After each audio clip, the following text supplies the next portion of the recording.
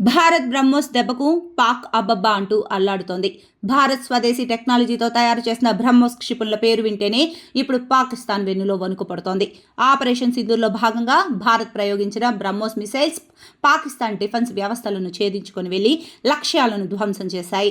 కాగా పాకిస్తాన్ చైనా నుంచి కొనుగోలు చేసిన ఆయుధాలు భారత్ దాడుల ముందు ఏమాత్రం ప్రభావాన్ని చూపలేకపోయాయి. ఈ క్రమంలోనే ఇప్పటికే డిఫెన్స్ బడ్జెట్ను భారీగా పెంచేసిన పాకిస్తాన్ చైనా నుంచి కాకుండా ఇకపై జర్మనీ నుంచి ఆయుధాలు కొనుగోలు చేయాలని భావిస్తోంది. పెహల్గాం ఉగ్రవాద దాడికి ప్రతీకారంగా భారత్ చేపట్టిన ఆపరేషన్ సింధూర్ పాకిస్తాన్ కు తీవ్ర నష్టం చేకూర్చింది. భారత్ పై దాడులు చేయడం సంగతి అటుంచితే ఇండియన్ ఎయిర్ ఫోర్స్ చేసిన దాడులను పసిగట్టడం, వాటిని అడ్డుకోవడంలో కూడా ఘోరంగా విఫలమైంది పాకిస్తాన్. ఫలితంగా భారత్ జరిపిన దాడుల్లో పాకిస్తాన్ ఎయిర్ బేస్లు, ఉగ్రవాద శిబిరాలు సహా కీలక ప్రాంతాలు పూర్తిగా ధ్వంసమయ్యాయి. భారత్ ప్రయోగించిన బ్రహ్మోస్ మిసైల్స్ దాడులు గుర్తుకు వస్తేనే పాకిస్తాన్కు ఇప్పుడు కంటి మీద కునుకు లేకుండా పోయింది. చైనా నుంచి కొనుగోలు చేసిన ఫైటర్ జెట్లు, డ్రోన్లు, ఎయిర్ డిఫెన్స్ వ్యవస్థలు పూర్తిగా తేలిపోవడంతో పాక్ చేతులెత్తేసింది. ఈ నేపథ్యంలోనే భారత్ నుంచి చేసే దాడులను అడ్డుకోవాలన్నా, భారత్పై దాడులు చేయాలన్నా అత్యాధునిక ఆయుధాలు కావాలని ఒక నిర్ణయానికి వచ్చింది. ఇందులో భాగంగానే చైనా ఆయుధాలను కాకుండా జర్మనీ నుంచి రక్షణ వ్యవస్థలను కొనుగోలు చేయాలని భావిస్తోంది పాకిస్తాన్ అని తెలుస్తోంది.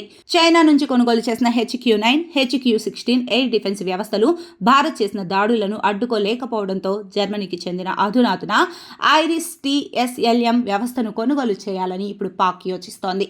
అయితే భారత రక్షణ ప్రాజెక్టుల్లో జర్మనీ సంస్థకు కీలక భాగస్వామ్యం ఉండటం, ప్రస్తుతం అడుగు తినే స్థితిలో ఉన్న పాకిస్తాన్ ఆర్థిక పరిస్థితి సరిగ్గా లేకపోవడం ఈ కొనుగోలు అడ్డంకులుగా మారనున్నాయి. తమ వైమానిక స్థావరాలపై భారత్ బ్రహ్మోస్ క్షిపణులను ప్రయోగించిందని పాకిస్తాన్ ప్రధానమంత్రి షహబాజ్ షరీఫ్ కూడా పేర్కొన్నారు. భారత్ పూర్తి స్థాయిలో దాడి చేస్తే తాము తట్టుకోలేమని వారు ముందుగానే గ్రహించారు. ఈ నేపథ్యంలోనే బ్రహ్మోస్ క్షిపణులు సృష్టించే విధ్వంసాన్ని అడ్డుకోవాలంటే ప్రత్యేక రక్షణ వ్యవస్థను ఏర్పాటు చేసుకోవాలని పాకిస్తాన్ గట్టిగా భావిస్తోంది. ఇటీవల భారత్ ప్రయోగించిన డ్రోన్ క్షిపణి దాడులను చైనా రక్షణ వ్యవస్థలు అడ్డుకోలేక బిక్కమొహం వేశాయి. పాకిస్తాన్ చెబుతున్నట్టు ఒకవేళ భారత్ బ్రహ్మోస్ క్షిపణులను ప్రయోగించినా వాటిని ఎదిరించే సత్తా HQ-9, HQ-16 రక్షణ వ్యవస్థలకు లేనట్లుగా మొన్ననే వాళ్లకు అర్థమైపోయింది. ఈ నేపథ్యంలోనే దీనికి ఖచ్చితమైన పరిష్కారాన్ని కనుగొనాలని పాక్ నిర్ణయించుకుంది. ఇందుకోసం రష్యా ఉక్రెయిన్ యుద్ధాన్ని పరిశీలిస్తోంది. గత 3 ఏళ్లుగా రష్యా దాడులను సమర్థవంతంగా తిప్పికొడుతున్న ఉక్రెయిన్ ఎయిర్ డిఫెన్స్ సిస్టమ్ను తాము సొంతం చేసుకోవాలని పాకిస్తాన్ ప్రయత్నాలు చేస్తోంది. అయితే ఈ IRIS-T-SLM ఎయిర్ డిఫెన్స్ సిస్టమ్ను జర్మనీ నుంచి ఉక్రెయిన్ కొనుగోలు చేసింది. డీల్ డిఫెన్స్ సంస్థ తయారు చేసిన ఈ IRIS-T-SLM రక్షణ వ్యవస్థ రష్యాకు చెందిన P-800 యానిక్స్ మిసైళ్లను సమర్థవంతంగా ఎదుర్కొంది.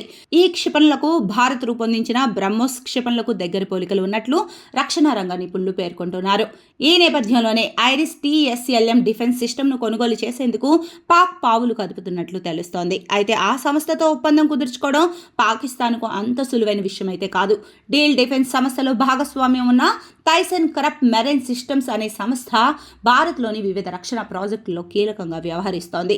మరోవైపు ఇప్పటికే రక్షణ కోసం భారీగా నిధులు ఖర్చు చేస్తున్నారని పాకిస్తాన్లో గట్టిగా నిరసనలు వెల్లువెత్తుతున్నాయి. గత నెలలో IMF నుంచి $1 బిలియన్, ఆసియన్ డెవలప్మెంట్ బ్యాంక్ నుంచి మరో $800 మిలియన్ పాకిస్తాన్ రుణంగా తీసుకుంది.